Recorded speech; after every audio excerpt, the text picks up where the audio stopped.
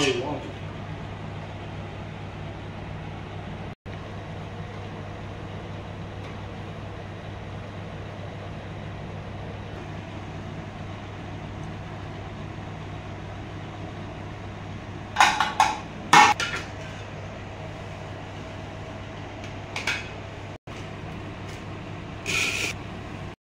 বান্ধবগণ, আপনারা সবাই কেমন আছেন?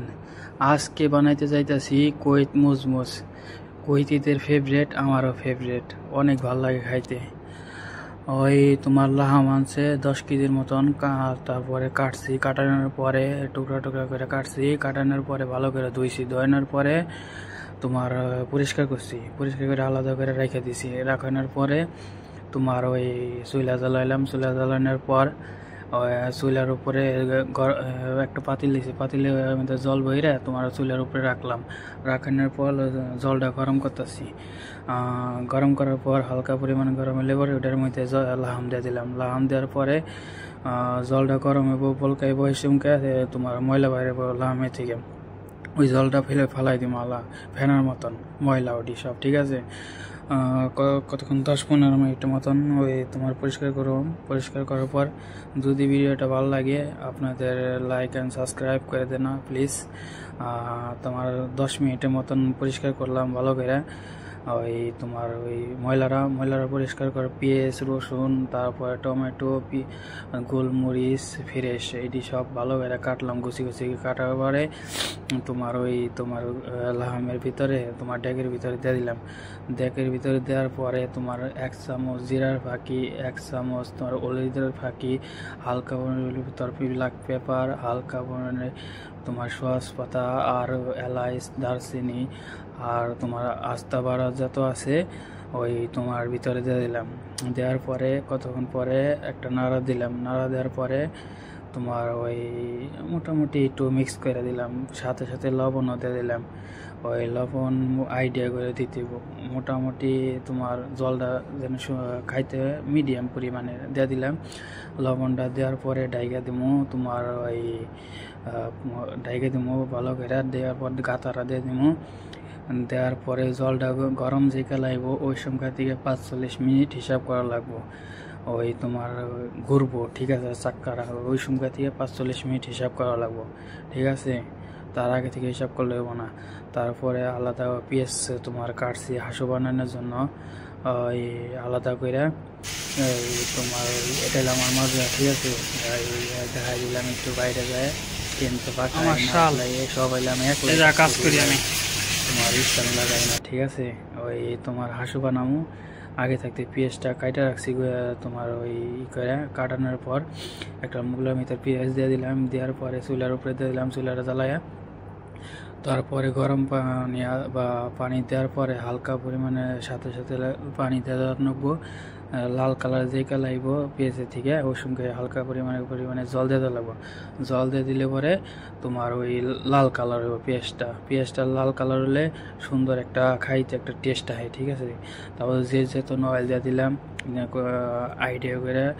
দেওয়ানোর পরে 1 চামচ তোমার ব্ল্যাক পেপার, আর 1 চামচ কামন, আর 1 চামচ তোর দারচিনি পাউডার, আর 1 চামচ হালকা পরিমাণের তোর হেল পাউডার দেওয়ার পরে ওই তোমার মিক্স করে দিব কতক্ষণ। ঠিক আছে, মিক্স করার পরে মোটামুটি 2-3 মিনিট ওই তোমার ওই ভালো করে কষায় 2-3 মিনিট পরে তোমার একটু পরিমাণে যে যতন দিয়ে দিলাম ওইটা একটু কম হয়েছিল, এর জন্য দিয়ে দিলাম। দিয়ে ওই তোমার একটু পাকাইতেছি, কষানোর পরে আলাদা করে রেখে দিলাম।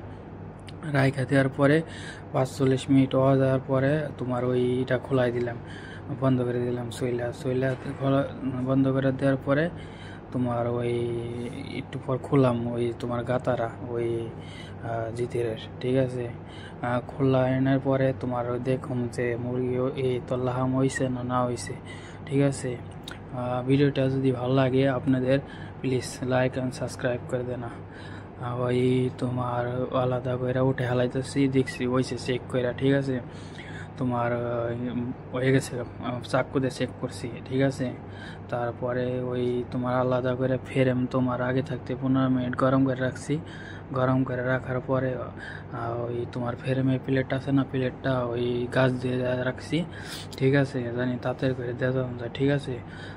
ওই রাখানোর পর লাহামটা উপরে রাখলাম, সানিয়ার উপরে রাখার পরে তোর এলাইচের ফাঁকি, দারচিনির ফাঁকি উপর দিয়ে হালকা পরিমাণে ছিটাই দিব, জানি ওই তোর বাসনা কয়, ঠিক আছে, এর জন্য দেওয়া দিব, ঠিক আছে।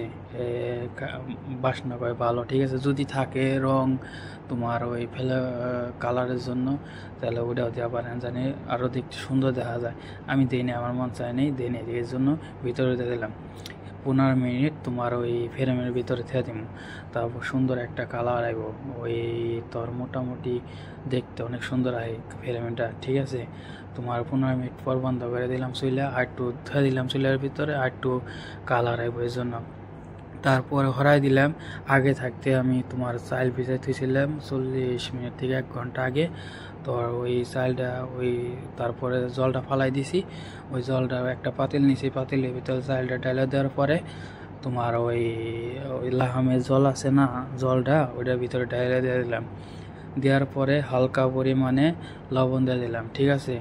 তারপরে ওই জলটা ওই ভাতটা পাকাইতেছে, ঠিক আছে, রান্না করতেছে, হালকা পরিমাণে ঘি হতে দিলাম, জানি ফ্লেভারটা একটু আহে আর একটু খাইতেও স্বাদ পাওয়া যায়, এই জন্য দিয়ে দিলাম।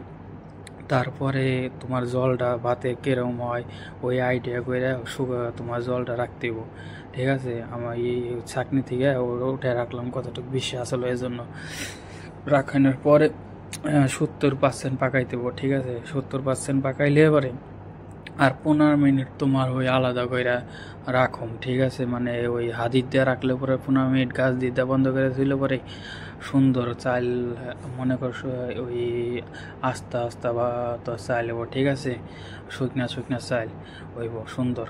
ওই তারপরে তোর হাদিরটা ভিতরে দিয়ে দিমু একটু পর, দেওয়ানোর পর ওই দিয়ে দিলাম হনেই, ঠিক আছে। ওই হাদিরটা দেওয়ার পরে হালকা মিডিয়াম পরিমাণে চুলার আগুন রেখে দিলাম, ঠিক আছে, নাড়টা মিডিয়াম পরিমাণে ওই রাখানোর পরে ওইটার মধ্যে দিয়ে দিলাম হালকা পরিমাণে এলাচের ফাঁকি, হালকা পরিমাণে দারচিনি পাউডার, মোটামুটি বাসনা করবো, ঠিক আছে, বাইরে দিলে পরে ভাতটা থেকে, ঠিক আছে। তারপরে এক সাইডে দিয়ে দিলাম হাঁসু যে বানাইছিলাম, ওই হাঁসুটা এক সাইডে দিয়ে দিলাম, দেওয়ানোর পরে হালকা পরিমাণে ফুড কালার করার জন্য, চালে কালার করার জন্য সাইডে দিয়ে দিলাম, ঠিক আছে। উপর দিয়ে ছিটাই দিব, ঠিক আছে, যেখানে বাইরে দিই।